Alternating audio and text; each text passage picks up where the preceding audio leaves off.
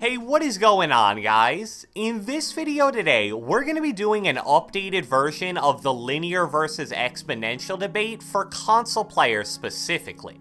I made a video like this towards the beginning of Season 2, so roughly 4 months ago, but since then, a lot of things have changed in the game, and those changes heavily affect the linear versus exponential debate as a whole. I still get plenty of comments that say things like, yo, I'm on linear, but my aim still feels really bad even though I've used it for a while now. Should I try switching to exponential? So clearly linear versus expo is something that a lot of people struggle to decide between, and if you're one of those people, hopefully this video will be able to help you. So without further ado, let's get right into it. Alright, so let's start by talking about the most important aspect of the linear versus exponential debate, how it affects aiming. First, let's talk about AR aim. Most people agree that when it comes to using ARs on controller, exponential is clearly superior over linear here. The reason is exponential has a very smooth type of aim acceleration built into it. This means that the speed you move your crosshairs sort of ramps up over time, and you can control how much aim acceleration you get by changing the look dampening time setting, and that can be found in the advanced sensitivity section. However, if you put look dampening time at 0 for exponential, you'll still get some aim acceleration. That's different than with linear because if you use a 0 look dampening time on that, you'll actually have no aim acceleration whatsoever. Now, aim acceleration is a bad thing in some situations, but when it comes to AR aim, it's actually a major positive. On linear, it's very hard to move your weapon's crosshair very small amounts, because without aim acceleration, no matter how little you move your thumbstick in any given direction, it's gonna move at the max speed of whatever your sensitivity is. With exponential though, when you begin moving your thumbstick, you start off with a lower sense and it ramps up over time. So that makes small adjustments while tracking medium to long range enemies with your AR a lot easier. Back when aim assist was really strong, you'd barely even need to worry about that since you'd get a nice slowdown when your crosshair got on the enemy's body, but nowadays AR aim assist is almost non-existent pretty much, so you're totally on your own. I've been using linear since about February, I believe, and even after 4+ months, aiming with AR still feels really bad from time to time. I'll throw up 1 or 2 clips in the background here, and if this was the first time you saw me playing Fortnite, you'd probably think that I have the worst aim in the world. Now this is so important because I believe that being able to hit AR shots is considerably more important now than it was last season, and here's why. With the 1.5 headshot multiplier nerf to shotguns, they're unanimously the weakest they've ever been. The attacks basically feel like pea shooters now, and even though the charge can be decent if you really know how to use it, it's a weapon that's definitely better on mouse and keyboard than it is on controller. So because of that, it can be a struggle to get opponents to a low enough health to where you can either whip out your SMG and clean up the kill, or at least force the enemy to box up and play defensive because they need to heal. So as weird as it may sound, lasering players at medium range with an AR can kinda be a substitute for that. I feel like I'm getting a lot of kills this season by hitting 2 to 3 AR shots in a row on a guy, then he goes to box up, I go to his wall and phase in, and finally, I spray him to death with my SMG. That right there is the main reason why I'm legitimately considering switching from linear to exponential. And if you're someone who typically plays passive and you're most comfortable in medium range AR battles, you're the type of player that would probably benefit the most from expo. The next weapon category I want to discuss real quick is the shotguns, even though I just mentioned how bad they are.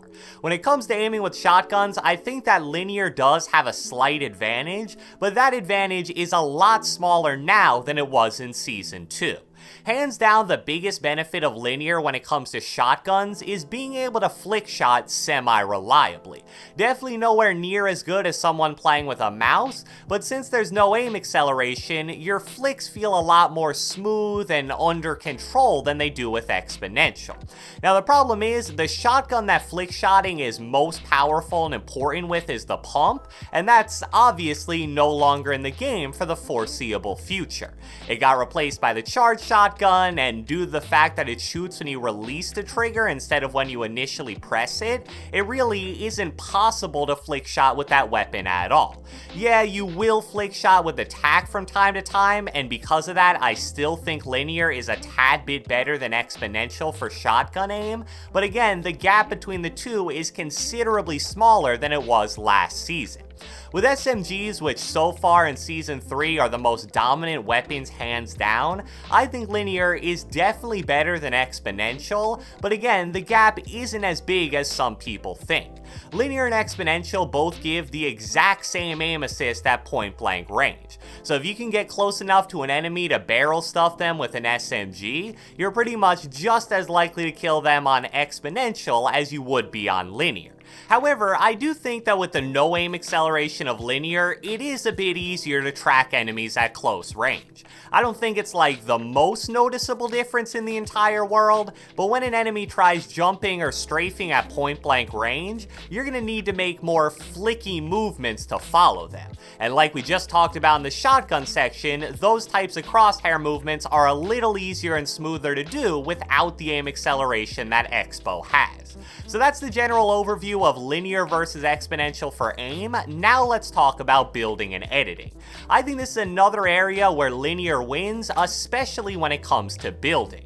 Hopefully, a main theme of this debate that you understand at this point is the fact that exponential is better for small crosshair adjustments, and then linear is better for bigger and flickier crosshair movements. Well, when it comes to building, that's pretty much all large crosshair movement. Even when you're doing something as simple as a 90 or a ramp rush, you're flicking your crosshair all over the screen because you need to place multiple pieces in different spots. There really aren't any situations while building where you would want the slower sensitivity at the start that aim acceleration and exponential give you.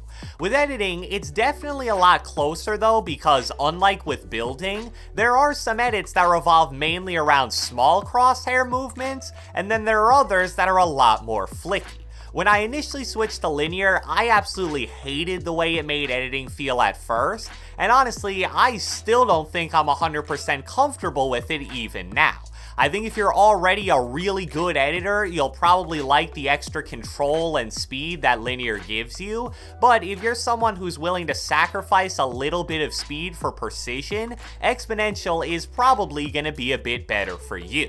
The next important point I want to talk about is what the pros are using, and also why that probably isn't as important as you may think.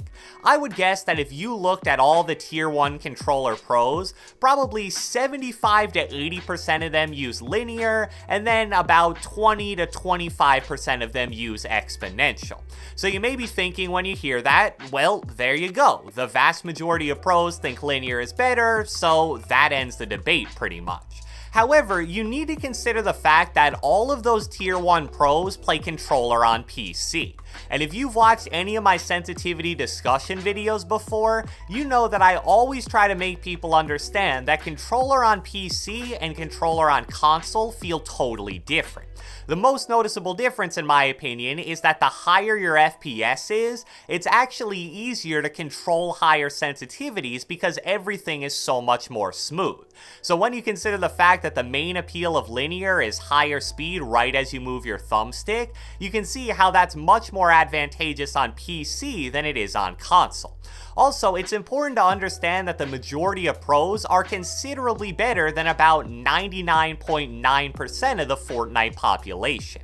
I think in general, since linear gives you more control over your crosshair movement, that extra freedom helps players who have really good aim, but it can also hurt players who don't. The main reason why aim acceleration is defaultly on in pretty much every controller shooter game is because it's designed to help players with only average aim. Another factor that you should consider if you're debating between linear and exponential is your personal playstyle.